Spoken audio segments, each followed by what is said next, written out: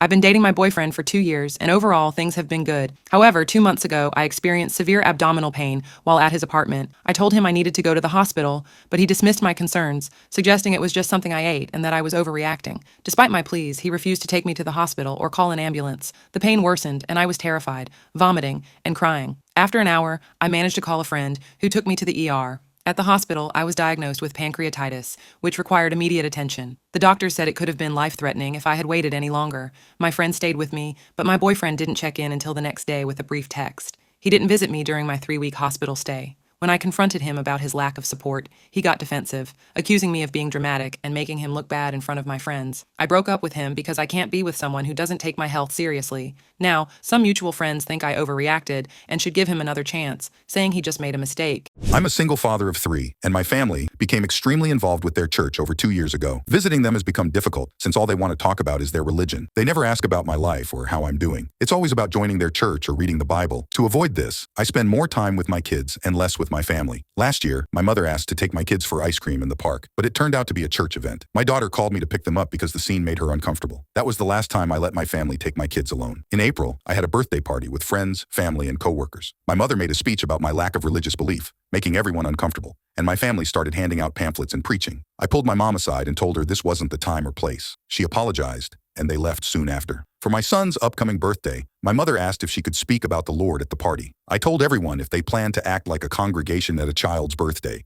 they shouldn't come. Now, they're upset, accusing me of denying their faith. I'm considering cutting them off because these past couple of years have been unbearable. My wife's mother lives with us because she doesn't feel safe alone. I would be okay if she stayed in the guest room, but she insists on sleeping in our master bedroom. When I told my wife she had to move out, my mother-in-law threatened to spread hate among the family if we did. She doesn't contribute to bills despite daily baths, using the hairdryer and AC, and refuses to help with chores, claiming she's too old, though she does yoga and goes to the gym. This week, I lost it. My wife and I were going to be an hour late, so I asked my mother-in-law to pick up our kids. When we got home, the kids weren't there. Mother-in-law had forgotten because she was watching her favorite show, dismissing it with, "Not like the kids are going to get kidnapped." Furious, I picked up the kids myself. After a long day at work, I heard one of my sons crying hysterically. He had blocked the TV for 5 seconds, and mother-in-law hit him with a boot heel, leaving a bruise. She said, "He deserves it, and next time, you should teach your kids better." That was the last straw. While she was out shopping, I packed her stuff and put it on the porch. Now she's told the family, and most are siding with me. But some, including my wife, are on her side. Was I justified in kicking out my mother-in-law after she hit my kid? He says I'm selfish for not letting him sleep. My boyfriend works overnight, and every morning between 4 a.m. and 6 a.m. when he's off, he asks me to leave the bedroom so he can get a good rest. He says I'm being selfish if I don't leave because my presence makes the room hot and my movements wake him up. However, sleeping in the living room is uncomfortable for me. It's much brighter than our bedroom, which has blackout curtains, and the couch is a love seat, not big enough to lay on. The floor is too hard on my body. We have an air mattress, but our cat would pop it instantly. We've discussed buying a bigger couch, but he's not willing to contribute to the purchase because he says I'm the one who wants it. I feel it's unfair that I have to sacrifice